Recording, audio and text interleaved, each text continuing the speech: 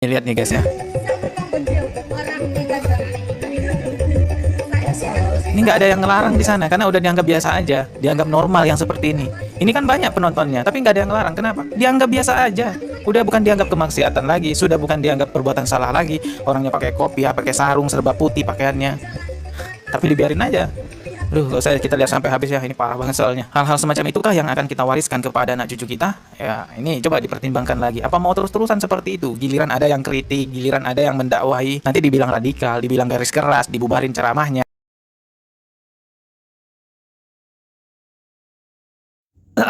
Perhatikan, Bismillahirrahmanirrahim. Allahumma sholli ala Sayyidina Muhammad wa ala alihi wa sahbihi ajmain, amma ba'du. Di satu sisi saya setuju dengan YouTuber ini. Dia buat konten seperti itu dengan narasi-narasi, tidak setuju dengan praktik atau perilaku yang semacam itu. Orang udah tua, pakaiannya putih-putih pula, joget-joget sama perempuan. Ada yang pakai sorban segala. Tetapi saya ingat satu pepatah. Rubba husnin niyati yahunuhu al jahlu, atau su'ul fahmi. Seringkali niat yang baik itu menjadi hancur, menjadi berantakan, ditikam oleh kebodohan. Artinya apa? Tidak semua kita berniat baik lalu hasilnya baik. Terkadang kita salah dalam melangkah.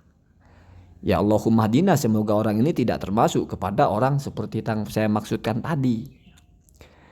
Kemudian seharusnya orang ini tidak perlulah membumbui ucapannya itu dengan bahwa orang di situ menganggap perilaku seperti itu adalah sesuatu yang normal, sesuatu yang bukan terlarang, sesuatu yang boleh.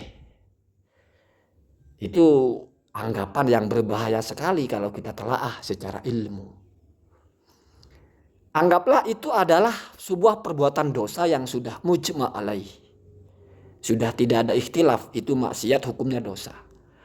Orang yang menganggap, meyakini, apalagi mengatakan bahwa perbuatan yang dosa adalah bukan dosa, itu keluar dari Islam, Pak. Murtad. Sebagaimana orang yang mengatakan sholat itu tidak wajib. Apa-apa yang kewajibannya sudah wajib diketahui, maklum minad din, dan juga tidak perlu rumit-rumit direnungkan, sudah langsung faham itu wajib, mafhum bidoruri, diingkari kewajibannya, keluar dari Islam. Sebaliknya, hal-hal yang menurut agama sudah haram, sudah mujma' alaih, sudah la khilafa fih, sudah mafhum bidoruri, sudah maklum minad din, seperti mencuri haram, berzina haram. Lalu ada orang yang menganggap itu bukan haram, menganggap itu bukan kemungkaran, dia keluar dari Islam, Pak. Coba kita terapkan teori ini kepada apa yang diucapkan oleh YouTuber ini. Kalau dia bermaksud orang-orang di situ menganggap itu bukan dosa, dan ternyata itu adalah dosa yang tidak ada ikhtilaf, berarti orang ini menganggap orang-orang yang ada di situ itu sudah keluar dari Islam. Ini kan luar biasa, Pak. Makanya hati-hati. Bicara di YouTube itu memang butuh ilmu, butuh telaah, butuh penguasaan. Hindari kebiasaan ujuk-ujuk ngomong gitu. Jadi ada yang ingin disampaikan terus disampaikan. Tidak dicari dulu landasan ilmiahnya. Tidak dicari dulu asas ilmunya. Karena YouTube itu kan bicara di publik. Masa orang hanya mau diajak mendengarkan gigi mulut kita bergerak gak ada isinya. Apalagi isinya buruk sangka. Waliyadzubillah. Kemudian kalau ditarik lagi kepada teori, apakah orang yang diam, tidak berbicara, tidak mencegah dengan tangannya, berarti dia setuju? Ya enggak, Pak. Dalam Islam itu Rasulullah mengajarkan ada 3 cara mengingkari, di mana ini sifatnya adalah pilihan sesuai kemampuan. Yang pertama ingkar bil yad, man ra'a minkum mungkaron, dan seterusnya.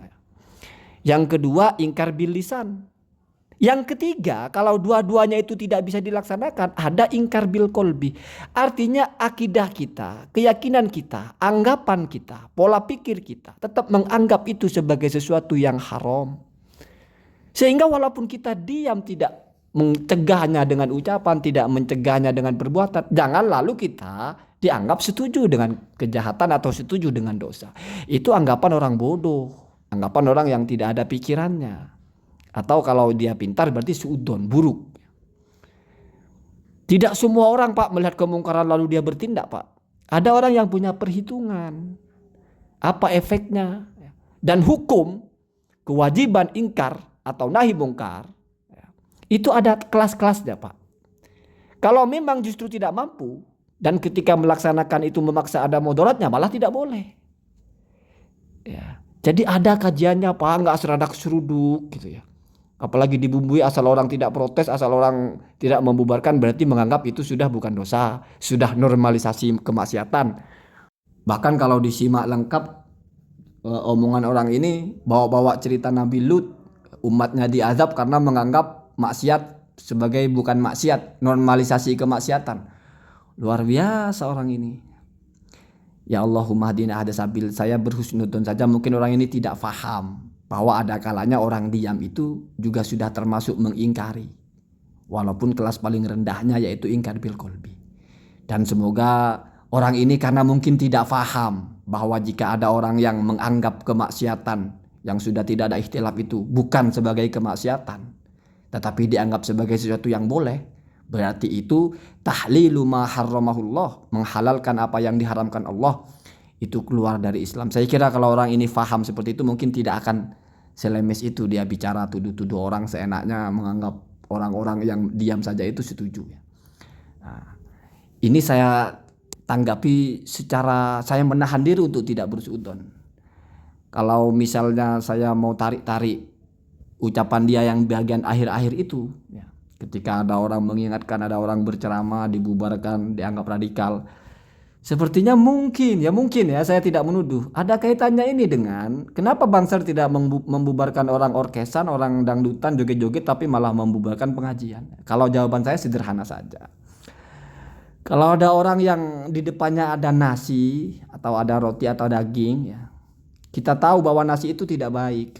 Ya mungkin ada pakunya atau ada apanya, atau daging itu mungkin ya tidak sehat daging itu, dan orang yang mau makan tidak tahu. Maka kita akan mengingatkan. Bahkan kalau bisa kita cegah, kita hindarkan nasi itu. Jangan sampai dimakan oleh orang tersebut.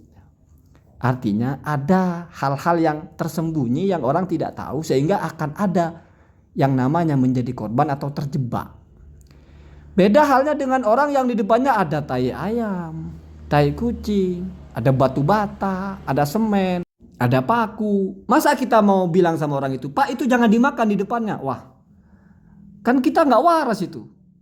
Bisa-bisa kita diomelin balik. Memang dikira saya tidak waras, saya tahu ini bukan makanan. Jadi kita diamkan saja.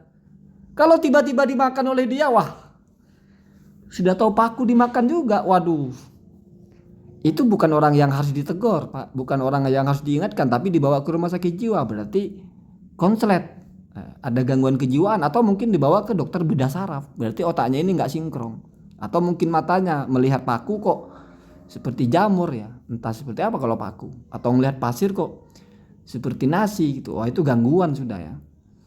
Gangguan. Jadi saya kira bedalah antara membubarkan ceramah itu apa alasannya dengan tidak membubarkan orkes itu apa alasannya. Kalau kita waras kita paham lah. Tidak perlu kita bedah-bedah terlalu jauh. Ini hal-hal yang semua orang sudah paham. Orkes itu sudah kemungkaran. Dibubarkan atau tidak dibubarkan itu sudah kemungkaran, sudah jelas. Ketika ada orang yang memilih untuk melaksanakannya, belum tentu karena dia tidak menganggap itu kemungkaran. Bisa jadi karena tidak bisa menahan hawa nafsunya. Apa setiap orang melakukan dosa berarti dia meyakini itu tidak dosa? Kan enggak. Ya. Begitu ya, begitu. Ya semoga orang ini bukan sedang mau mengkritik Banser atau Ansor ya. Karena membubarkan atau menghalangi pengajiannya Ustaz Khalid Basalamah ya. Ya kalau memang begitu maksudnya wallahu alam. Tetapi ya jawabannya malah lebih sederhana. Apa-apa yang sudah jelas itu tidak perlu kita keluar-keluarkan. Yang kita pertegas itu yang buram-buram ini. Jadi yang terakhir, saran sama YouTuber ini, bisa jadi yang Anda lakukan itu lebih dosa dari orang yang joget-joget itu. Dia joget sampai kapanpun kalau dia masih Islam kan lumayan. Sementara Anda memurtadkan orang kalau Anda sadar gitu. Menganggap orang lain murtad. Menganggap orang lain menghalalkan sesuatu yang diharamkan Allah. Wah, orang kalau menganggap orang yang tidak murtad sebagai murtad kan luar biasa itu ya. Jadi hati-hati. Semoga untuk selanjutnya lebih riset dulu, lebih cari tahu dulu narasi-narasi apa yang layak di-share ke publik ya. Jangan sampai niat baik berantakan karena kapasitas kita terlalu banyak yang tidak diketahui. Allahumma hadina hadasabil, semoga ada manfaatnya.